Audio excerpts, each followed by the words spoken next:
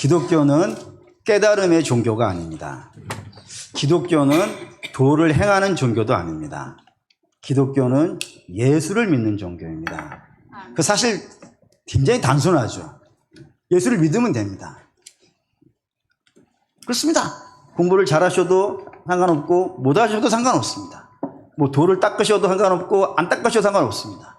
기독교는 예수를 그냥 믿는 종교입니다. 그래서 되게 단순해요. 그런데 요게 디테일로 들어가면, 세부적으로 나누면 이제부터 굉장히 깊어지기 시작합니다.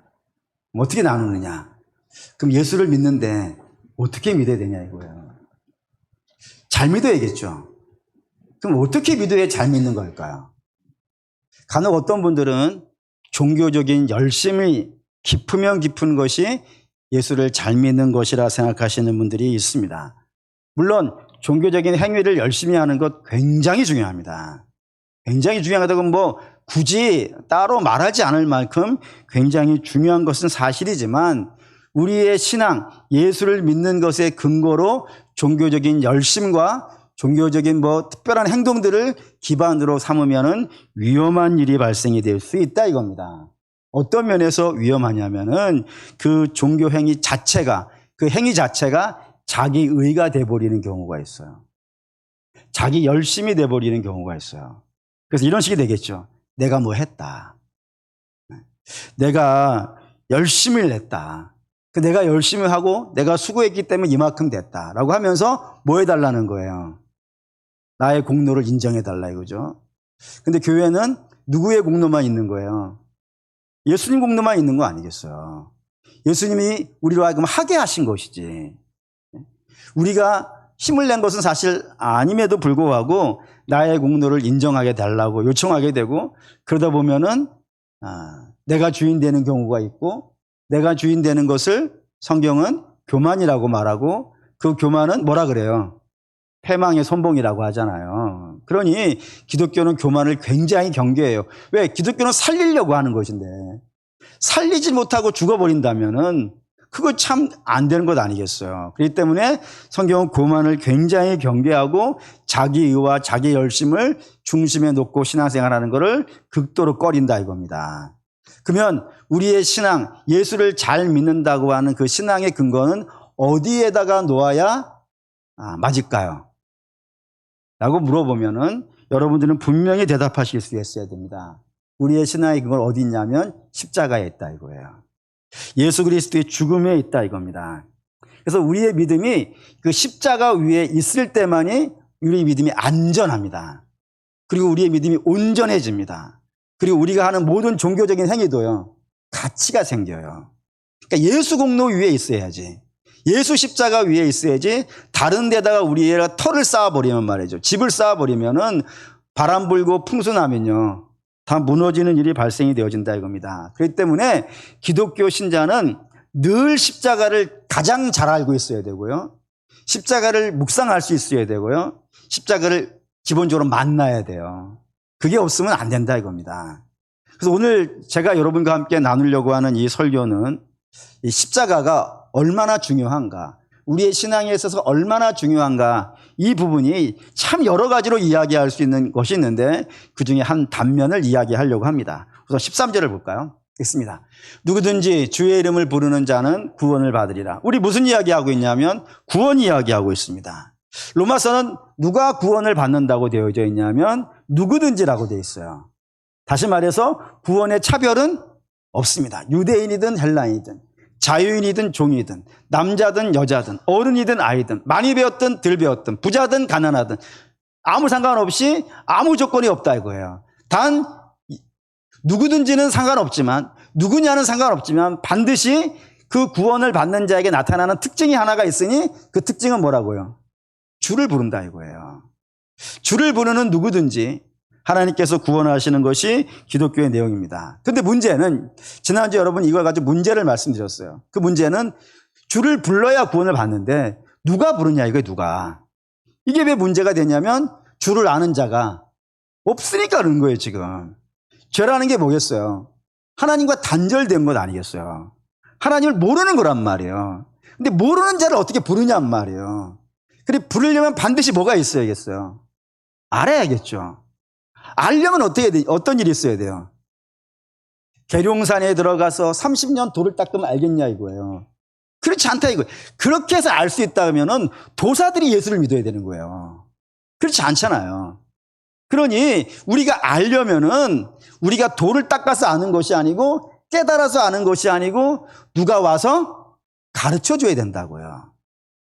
하나님의 메시지를 가진 자들이 와가지고 가르쳐 줘야만이 신앙이라는 게 시작이 되는데 그 오는 자도 자기가 자발적으로 오는 것이 아니라 어떻게 온다고요? 하나님 보내셔서 온다 이거예요. 안 가려고 한다고 안 가려고 하는 자들을 주께서 은혜를 베푸시고 때로는 혼내시기도 하고 때로는 달래시기도 하시면서 보내셔가지고 저들이 전해줌으로 말미암아 구원에 이르게 되어진다 이겁니다. 그렇기 때문에 이 말씀이 있어요. 로마서 10장 17절 있습니다. 그러므로 믿음은 들음에서 나며 들음은 그리스도의 말씀으로 말미암느니라. 믿음은 반드시 뭘로 난다고요? 들음에서 난다 이겁니다.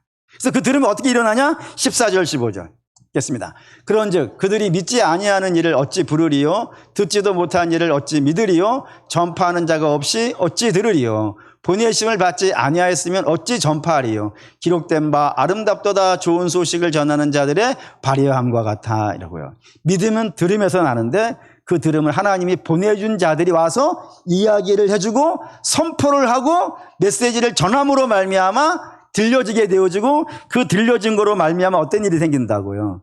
믿음이 나온다 이거예요. 여기까지 아멘이죠. 네. 근데 여기에 문제가 생겼다 이거예요. 어떤 문제냐면 지금 우리가 10장 11장 여기가 전부 다 유대인의 구원 문제라고 되어져 있는데 유대인이라는 사람은 하나님이 보낸 선지자들을 통하여서 하나님 말씀을 들은 자예요, 안 들은 자예요? 들은 자라 이거예요. 이게 문제가 됐다 이겁니다. 그것도 얼마만큼 들었냐면은 나만 들은 게 아니고요. 내가 어렸을 때부터 들었고 더 나아가서는 내 아버지도 들었고 더 나아가서는 내 할아버지도 들었고 조상 대대로 들어왔다고요. 조상 대대로 들었어요. 그것도 누가 와서 얘기해 줬냐면 그냥 적당한 선지자가 아니에요 지금. 적당한 선지자들이 와서 이야기한 것이 아니라 대단한 자들이 와서 했단 말이에요. 예를 들면 모세가 와서 했다니까요. 또 엘리야라든가 엘리사가 와서 했고 이사야가 와서 했으며 예레미야가 와서 했고 에스겔이 와서 했고 호세아가 왔으며 더 할까요? 네? 어마어마한 자들이 와가지고 하나님 메시지를 전했단 말입니다. 전했으면 어떤 일이 발생돼야 되는 거예요? 믿음은 들음에서 난다고 했으니까 네?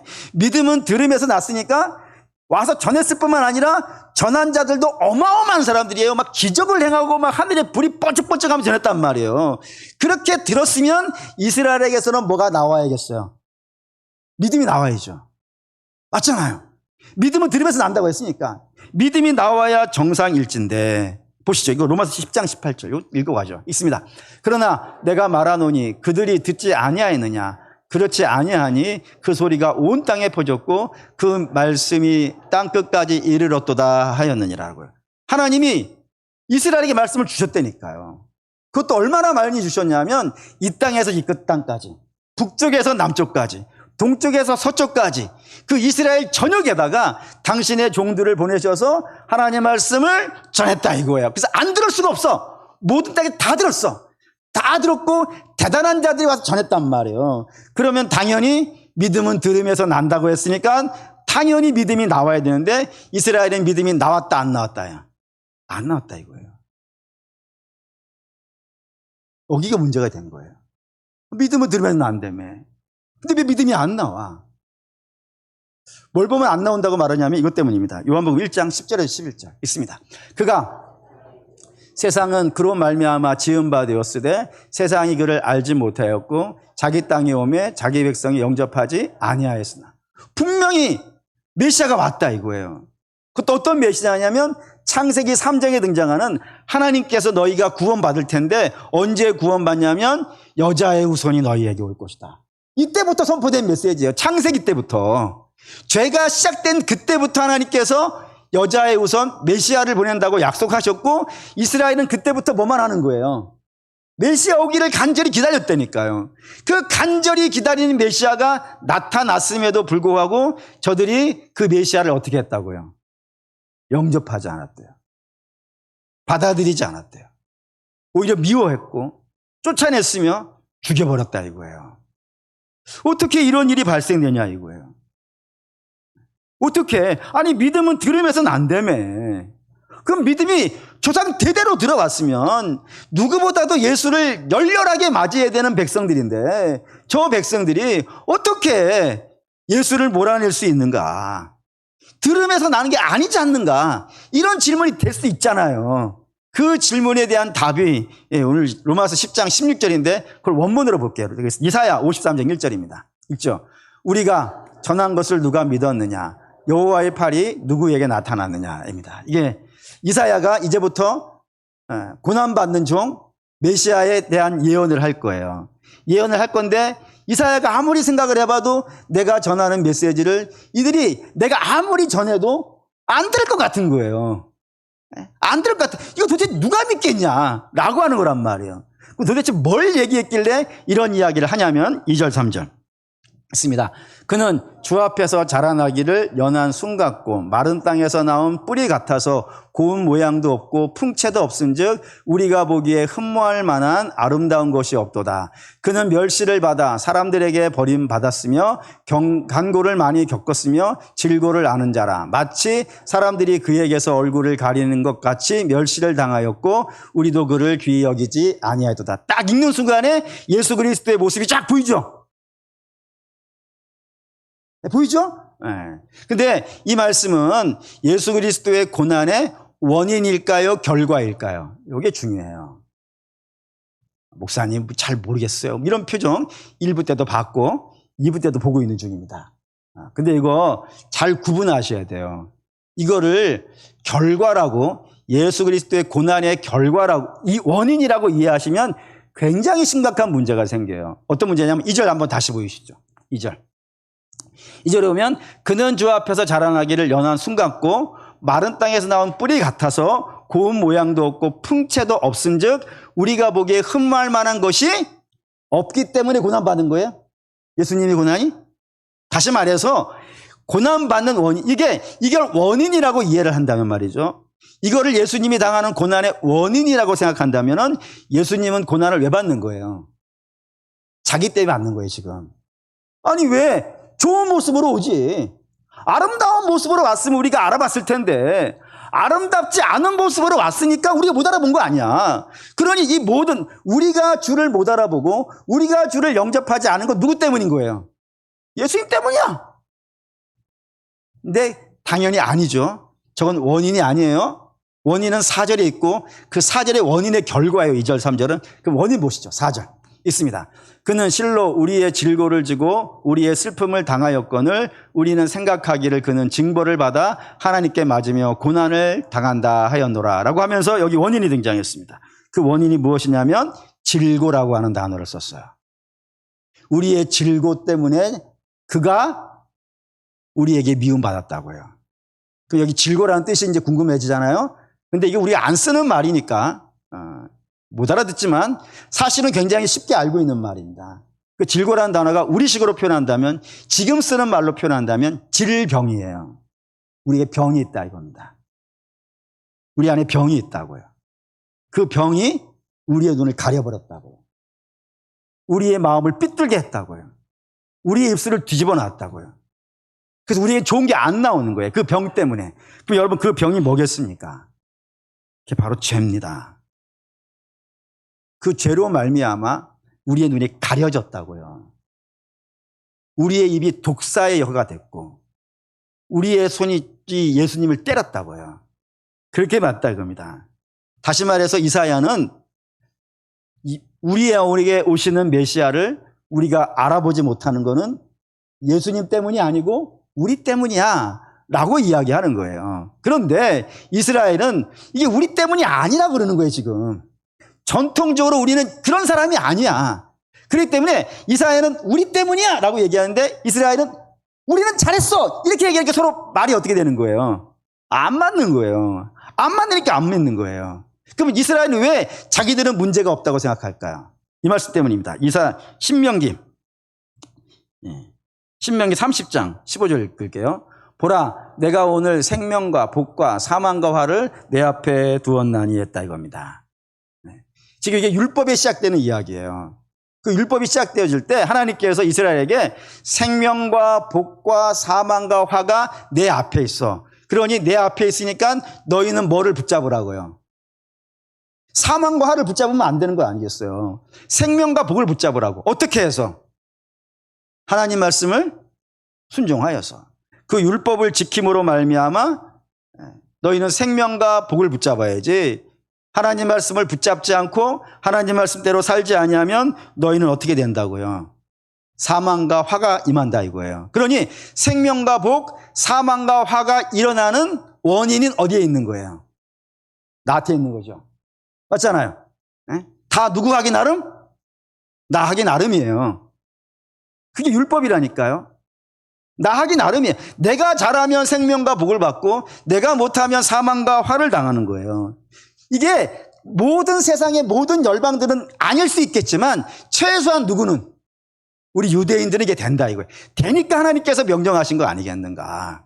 그러니까 우리는 하나님 말씀을 따라 살아 복도 받을 수 있고 하나님 말씀대로 안 살아 벌과 화를 받을 수 있는 그런 존재라고 생각하는 거예요. 요거를 예수님은 이렇게 표현했습니다. 이거 요한복음 8장 33절 보시죠. 읽겠습니다.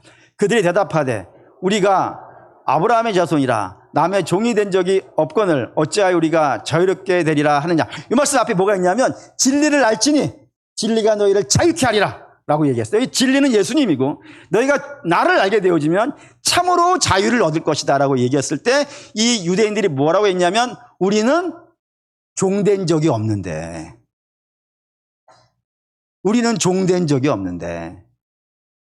무슨 자유를 말하느냐 이렇게 얘기했단 말이에요.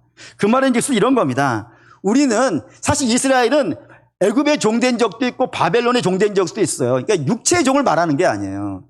우리는 죄의 종인 적이 없어.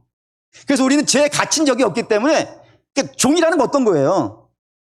주인이 시키면 하는 거잖아요. 맞잖아요. 내가 방에 들어갈 수 있어요, 없어요? 되게 어려운 질문을 드린 것 같아요. 방에 들어갈 수 있어요, 없어요? 있어요. 나가서 일할 수 있어요, 없어요? 있어요. 에? 종이라도 가능해야 되니까요. 에? 내가 화장실 가고 싶으면 갈 수 있고 놀러 가면 놀러 갈 수 있어요. 종이라도 가능해요. 단 주인이 이거 하라 그러면요. 그때부터는 달라져요. 내가 방에 들어가고 싶어도 주인이 일하러 가라 그러면요. 일하러 가야 돼요. 죄가 그런 거라니까요. 죄가 가만히 있을 때가 있어요. 그럴 때는 우리는 우리 마음대로 하는 것 같아요. 그런데 어느 날 갑자기 제가 발동을 한다니까요. 발동을 해가지고 나의 마음을 뒤집어 놓으면요. 나는 하기 싫어도 하게 된단 말이에요. 그게 종이란 말입니다. 죄의 종이라고요. 근데 우리는 그런 적이 없어. 우리는 항상 매 순간 우리가 복을 선택할 수 있고 화를 선택할 수 있어. 근데 우리는 지금까지 복을 선택해 왔어. 우리는 그런 사람이야 라고 주장하는 것이 유대인이라 이겁니다. 그래서 우리는 종된 적이 없는데 뭔 자유를 이야기하느냐라고 얘기한단 말이에요. 그래서 이런 말이 나와요. 누가복음 18장 18절 읽습니다. 어떤 관리가 물어 이르되 선한 선생님이여 내가 무엇을 하여야 영생을 얻으리까? 이런 질문을 하는 거예요. 나는 영생을 내가 얻을 수 있어. 단 내가 뭐를 해야 될지만 알려주기만 하면 돼. 예수 당신이 내가 뭐를 할지만 알려주기만 한다면 나는 할 수 있어. 그게 말해줘 라고 얘기했어요. 그래서 주께서 뭐라고 하셨냐면 계명을 지켜 라고 얘기한 거예요. 그러자 이런 말을 해요. 누가복음 18장 21절 읽겠습니다. 어짜오되 이것은 내가 어려서부터 다 지켜왔다고. 이 유대인의 자신감 느껴지지 않습니까? 뭔데 얘기하라고. 나 계명 다 지켜. 어렸을 때부터 지켜. 엄마 아빠 말하기 전부터 지켜. 목사님 최소한 뭐 말은 하고 나서야 지킬 수 있는 거 아니겠어요? 유대인의 속담에 그런 게 있어요. 우리는 엄마 아빠를 말하기 전부터 율법을 배웠다고. 그 정도예요. 그러니까 이런 말을 하는 거예요. 나는 어려서부터 아기 때부터 계명이라는 계명은 다 지켰어. 난 할 수 있어. 우리 식으로 말하면 율법 지키는 건 껌이야. 그러니 우리는 그런 사람이야. 이런 자부심이 저들에게 있다 이겁니다. 다시 말해서 이스라엘은 선도 내가 택할 수 있는 힘이 있고 악도 내가 택할 수 있어. 내가 내 주관을 갖고 내 뜻을 따라서 선도 악도 택해서 선을 택해서 복을 받을 수도 있고 악을 택해서 벌을 받는 것도 다 우리의 책임이야 라고 얘기하는 거란 말이에요. 그런 관점에서 본다면 예수님은 왜 죽은 거냐 이거예요. 복을 받지 못하고 왜 죽었냐 이거예요. 자기가 잘못한 거 아니냐 이거예요. 자기가 잘못해서. 성경에 있는 표현으로 말하면은 예수님께서 자기를 하나님의 아들이라 했다 이거예요. 이거 신성모독 아니냐. 그러니까 예수가 죽은 거는 우리 때문이 아니고 자기가 잘못해가지고 하나님께 벌을 받아 심판받은 것이니 이건 우리의 책임이 아니야. 우리 때문이 아니야 라고 주장하는 것이 유대인이라 이겁니다. 물론 사랑하는 여러분, 이게 가능했던 적이 있어요. 내가 선을 내 의지로 선택할 수 있고 악을 내 의지로 선택할 수 있었던 적이 있었어요. 그때가 언제냐면은 죄가 이 땅에 들어오기 전 에덴에 있을 때였어요. 에덴에 있을 때는 아담이 자기의 의지에 따라서 선을 택할 수도 있고 악을 택할 수도 있었어요. 뭐 때문에 그런 줄 아십니까? 이것 때문입니다. 창세기 1장 27절 있습니다. 하나님이 자기 형상 곧 하나님의 형상대로 사람을 창조하시되 남자와 여자를 창조하시고, 처음 창조된 사람들의 모습을 성경이 뭐라고 하는 거예요? 자기 형상? 저기서 자기는 뭡니까? 하나님이에요. 그러니까 하나님의 형상을 가지고 있어요. 하나님을 닮아 있어요. 그렇기 때문에 저들은 의를 택할 수도 있고 선을 택할 수 있어요. 그래서 선을 택해서 에덴에 살 수가 있었어요. 반면에 저들이 악을 택했잖아요. 그러니 그 악에 대한 처벌을 어떻게 받는 거예요? 사망으로 자기들이 받는 거예요. 그거를 아담이 에덴에 있을 때는 가능했다고. 내가 선도 택할 수 있고 악도 택할 수 있는 그런 사람이었다 이거예요. 그리고 당연히 선을 택한 것에 복을 받고 악을 택한 것에 벌을 받는 것도 다 자기의 자초한 일이 된단 말이에요. 그런데 에덴을 나온 다음부터는 이야기 달라진단 말이에요. 어떻게 달라지냐면 이렇게 달라졌어요. 창세기 5장 3절 읽겠습니다. 아담은 자기의 모양 곧 자기의 형상과 같은 아들을 낳아 이름을 셋이라 하였고, 저기에도 자기의 형상이 등장했으니까 하나님 형상이라면 안 되겠죠. 저기에서 자기의 형상은 뭐예요? 아담이에요. 하나님의 형상을 물려받았다고 처음 시작할 때는. 그래서 온전한 모습이었다고요. 온전한 모습이니까 성도 악도 자기가 택할 수 있는 그런 사람이었다 이거예요. 그런데 죄를 짓고 나서부터는 더 이상 하나님의 형상이 아담 안에 있지 않아요. 그건 깨지고 부서져 버렸어요. 뭐만 남았냐면 자기의 형상만 남아있어요. 그리고 자기의 형상을 주께서는 이렇게 설명했습니다. 요한복음 8장 34절 있습니다. 예수께서 대답하시되 진실로 너희에게 이르노니 죄를 범하는 자마다 죄의 종이라고요. 저기 죄를 범하는 자 누구겠습니까? 아담이지. 그럼 아담은 누구인 거예요? 더 이상 자유인이 아닌 거예요. 자기가 선택할 수 있는 자가 아닌 거예요. 저는 죄의 종이 되었다고요. 죄가 시키는 대로 산다 이거예요. 그리고 그 종의 자녀로 우리가 태어난 거란 말입니다. 그러면 그 다 죄의 종이지. 그런 모습이라 이겁니다. 그래서 우리는 의를 택할 수가 없는 거예요. 종이니까 죄가 시키는 대로 죄를 택한다 이겁니다. 이걸 사도 바울은 이런 식으로 설명했어요. 에베소 2장 1절 너무 많이 불렀으니까 이제 그만합시다. 에베소 2장 1절 죄와 허물로 죽은 너희예요. 죄와 허물로 죽은. 거기에서 죽은인 뭐가 죽은 거예요? 육체가 죽은 게 아니잖아요. 육체는 여기 살아있잖아요. 육체가 죽은 게 아니에요. 뭐가 죽었냐면 영이 죽었어요. 영이 죽었기 때문에 뭐에 반응하지 않아요? 영에 반응하지 않아요. 여러분 육체가 죽으면 육체에 반응하지 않아요. 효자동 공동묘지에 가서 아무 무덤이나 붙잡고 한번 발길질 해보십시오. 그러면 누워있는 자가 일어납니까? 그럴 수 없죠. 왜 저들 못 일어납니까? 육체가 죽어있기 때문이에요. 육체에 반응하지 않아요. 욕해도 일어나지 않아요. 분내도 분내지 않아요. 죽어있으면 그렇습니다. 영이 죽어있어요. 그럼 영에 대해서 반응하지 않아요. 다시 말해서 하나님이 누군지 몰라요. 하나님 이야기를 해줘도 못 알아들어요. 그럴 수밖에 없어요. 이거를 에베소 4장 18절 19절을 읽어봅시다. 읽습니다. 그들의 총명이 어두워지고 그들 가운데에 있는 무지함과 그들의 마음이 굳어짐으로 말미암아 하나님의 생명에서 떠나 있도다. 그들이 감각 없는 자가 되어 자기를 방탕에 방임하여 모든 더러운 것을 욕심으로 행하되. 이게 허물과 죄로 죽어있는 자들의 모습이에요. 여기 총명이 어두워졌다는 것은 단지 지혜가 어두워졌다는 게 아니에요. 국어, 영어, 수학 이런 것보다는 그런 얘기가 아니에요. 뭐에 대한 총명이냐면 하나님에 대한 총명이에요. 하나님에 대한 총명이 영이 죽어있으니까 하나님에 대한 감각이 없어져요. 의에 대한 감각도 없고 뭐가 거룩한 것인지 뭐가 올바른 것인지 무지하게 된단 말이에요. 그리고 마음이 굳어졌으니까 자기가 생각하는 것이 기준이 돼버린 거예요. 하나님이 없으니까 하나님이 기준이어야 되는데 하나님이 없어지니까 하나님이 빠지고 누가 기준이 되는 거예요? 내가 기준이 되는 거예요. 그래서 내 마음에 굳은 대로 내가 살고 싶은 대로 사는 거예요. 그걸 마지막에 그 방탕에 방임하며 모든 더러운 것을 욕심으로 행하는 것이 이 땅의 죄인들의 모습이라 이거예요. 다시 말해 자기 마음대로 사는 거예요. 그런 식으로 살아간다 이겁니다. 죄가 시키는 대로 살아간다고요. 그렇기 때문에 그들에게 가가지고 당신이 죄인입니다라고 이야기하면 뭐라 그러는 거예요? 늘 똑같은 말 하잖아요. 내가 뭐를 잘못했는데 그거밖에 모르는 거예요. 여러분 우리가 말하는 죄하고 세상 사람들이 말하는 죄는 달라도 너무 달라요. 세상 사람들이 말하는 죄는 범법행위라니까요. 우리가 말하는 죄는요 하나님을 모르는 거라니까요. 하나님을 모르면 이런 일이 결과로 등장한다. 그 결과만을 갖고 세상 사람들은 죄라 그러는 것이고 우리는 그 결과가 나오는 그 원인을 통틀어서 뭐라 그러는 거예요? 죄라 그런다 이거예요. 근데 그걸 못 알아듣고 자기를 모욕한다 그러는 거지.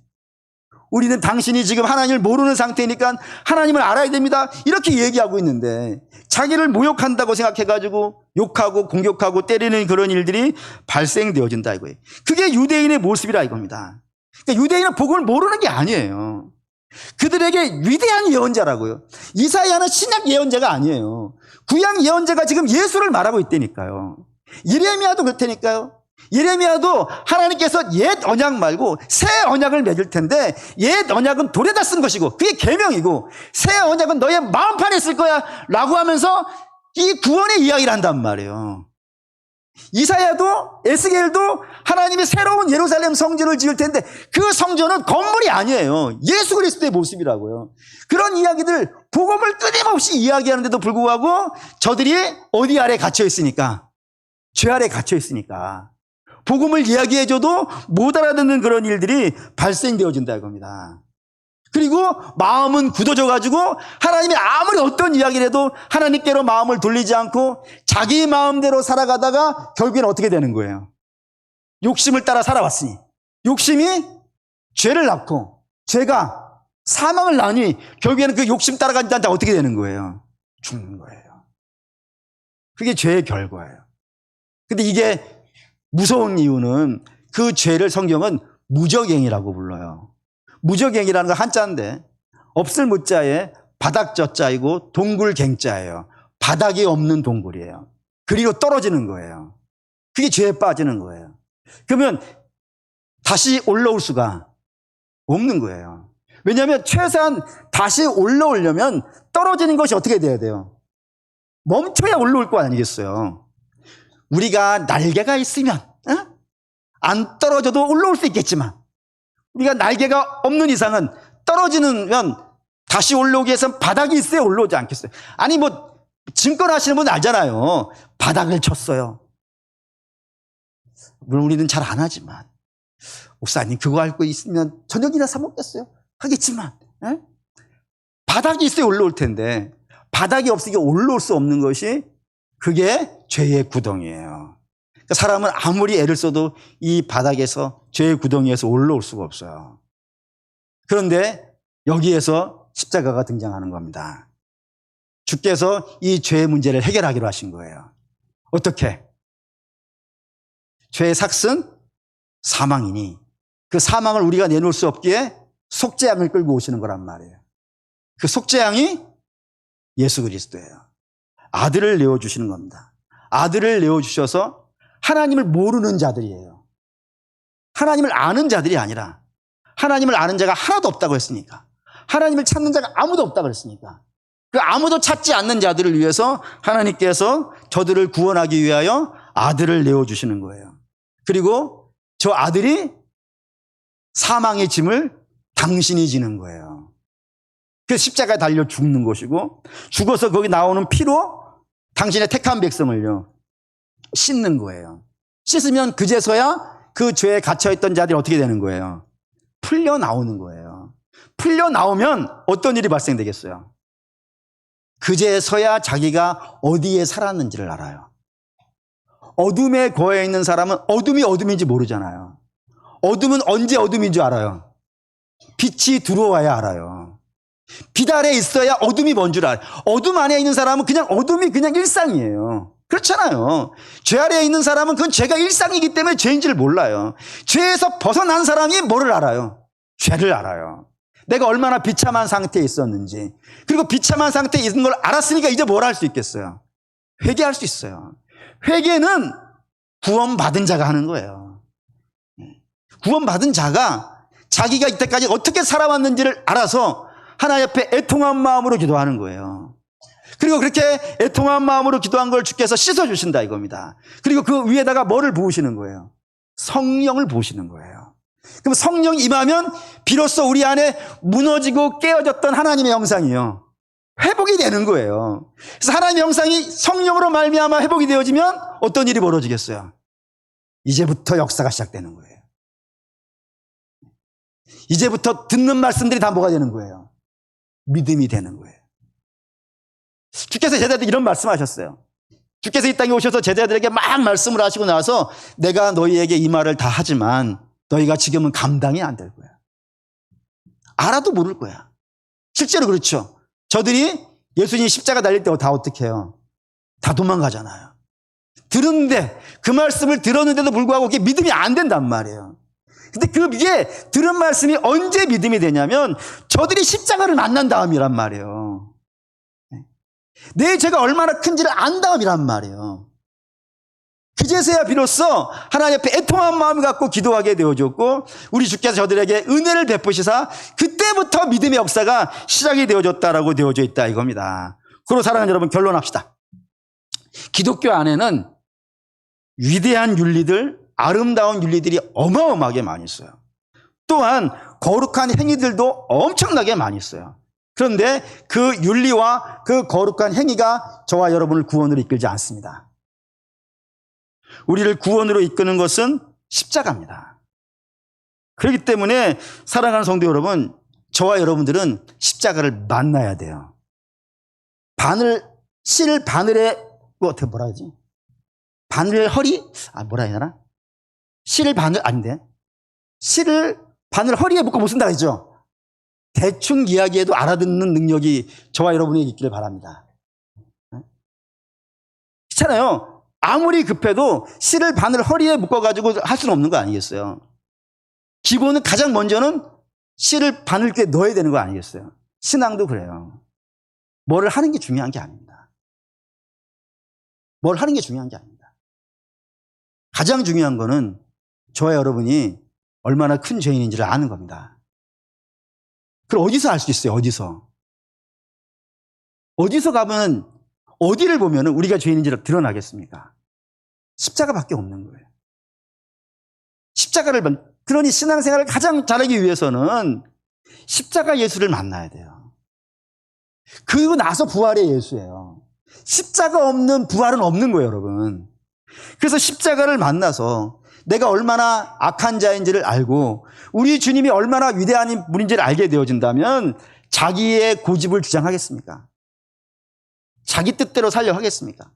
그게 사망의 길을 가는 건데 그제서야 비로소 자기를 부인할 수 있게 되어지고요. 자기를 부인했으니까 이제 누구를 따라갈 수 있어요? 예수를 따라갈 수 있고요. 예수를 따라간 자는요. 푸른 풀밭과 실만한 물가를 만나는 거예요. 그게 성경이 우리에게 주구장창 구약에서부터 신약까지 알려주고 있는 핵심 메시지라 이겁니다. 그로 사랑하는 믿음의 성도 여러분, 지금이 가장 좋은 계절 아니에요, 지금이. 네? 목사님, 한 달 전에는 여름이 제일 좋은 계절이라 했잖아요. 여름이 언제 있었어요? 나 차라리 기억이 안 나. 지금이 가장 좋은 계절이에요. 지금은 천고마비의 계절이에요. 예? 그렇지 않습니까? 예, 말이 살찌는 계절이라고. 말이 살찌면 안 돼요. 말 살찌면 뛰지도 못해요. 예. 지금은 우리의 영혼이 살쪄야 될 때예요. 영혼 어떻게 살쪄요? 저와 여러분 이 계절에 십자가를 만날 수 있기를 바랍니다. 이제 신앙생활 시작하시는 분은 정말 바라고 원하는데 십자가를 제대로 볼 수 있기를 바랍니다. 그럼 오래 신앙생활 하시는 분들은 더 십자가를 만나야 됩니다. 왜? 십자가는 우리가 이렇게 손을 집어넣어가지고 바닥에 닿을 수 있을 만큼 얕은 천이 아닙니다. 그 깊이와 그 높이와 그 너비와 길이가 상상할 수 없이 넓고 깊은 거예요. 그러니 주님을 알면 알수록 더 깊어지는 역사가 있습니다. 십자가가 그래요. 그러니 이미 잘 알고 계시는 분은 십자가를 더 알기를 원합니다. 그리고 이제 신앙생활 시작하시는 분은 십자가를 제대로 만나시기를 바랍니다. 그래서 십자가 앞에서 우리 연약함들을 볼 수 있기를 바라고, 그리고 우리 주님이 얼마나 위대하신 분인지를 경험하실 수 있기를 바라요. 그래서 자기를 부인하고 주님을 따라가는 자, 주가 이렇게 말씀하셨어요. 너희가 나보다 더 큰 일을 하리라. 남의 이야기가 아닙니다. 행위는 주님을 만나고 나서 해도 늦지 않습니다. 얼마든지 훌륭하게 할 수 있습니다. 신앙생활, 기독교의 신앙생활은 뭐를 하는 것이 아니고 예수를 만나는 겁니다. 십자가 예수를 만나는 겁니다. 그거를 사모하시고 그걸 소망하시고 그걸 기대하시는 저와 여러분 되시기를 주의 이름으로 축원합니다.